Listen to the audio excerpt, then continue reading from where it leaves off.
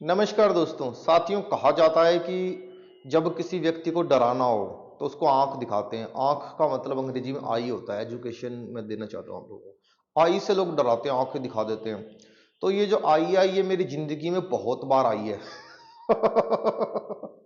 देखो, आई से हमें क्या होता है। जब मेरी शादी हुई दोस्तों, तो फिर शादी के बाद तक तो मेरा बहुत रौब था। उसके बाद फिर वाइफ मेरे ऊपर हावी हो गई, तो घर वाले डराते थे, भाग, बीबीआई। बीबीआई मैं डर जाता था दोस्तों। फिर मैं पॉलिटिक्स में आ गया, तो फिर आई सीबीआई। सीबीआई आ गई दोस्त, उसमें भी आई आ गई। उसके बाद अब हम गठबंधन करने लगे हैं, तो फिर कांग्रेस आई। हालांकि वो चली गई, कांग्रेस गई, लेकिन उसका नाम है कांग्रेस आई। अब साथियों, इन्होंने नया तमाशा निकाल के लाए हैं ये लोग। अब आ गई आरटीआई।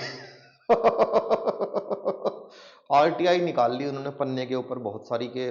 मेरे बंगले में रख रखाव पे कितना सारा पैसा खर्च हुआ है, 34-35 करोड़ रुपया बताते हैं कि रख रखाव पे खर्च हो गया दोस्तों। रख रखाव अगर दिल से किया जाए तो खर्चा होता है दोस्तों।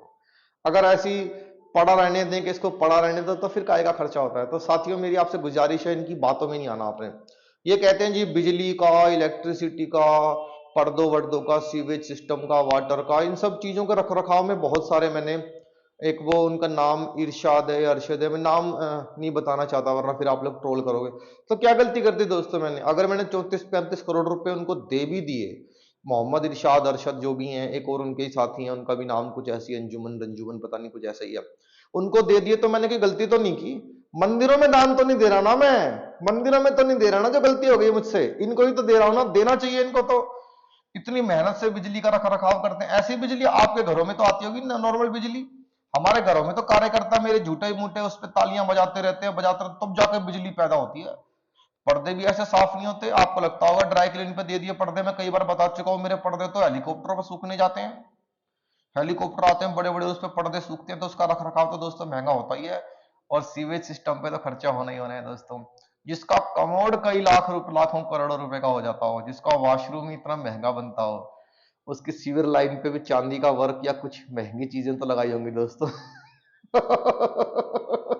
नॉर्मल सीवेज सिस्टम तो नहीं हो सकता।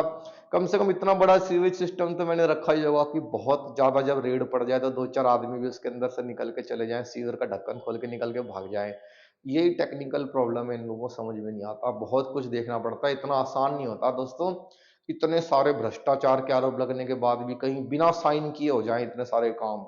ऑटोमेटेड सिस्टम लगाना पड़ता है, ऑटोमेटेड सिस्टम। तो ये आरटीआई, आई वाई, ये माई जो भी है ना दोस्तों, इस पर ध्यान नहीं देना आप लोगों को। नहीं करता कहीं भी बिना साइन के ही सारा। इतने पैसे बिना ही साइन के निकल गए, इससे बड़ा चमत्कार नहीं हो सकता दोस्तों। इस देश के अंदर इससे बड़ा चमत्कार नहीं हो सकता। चमत्कार को नमस्कार।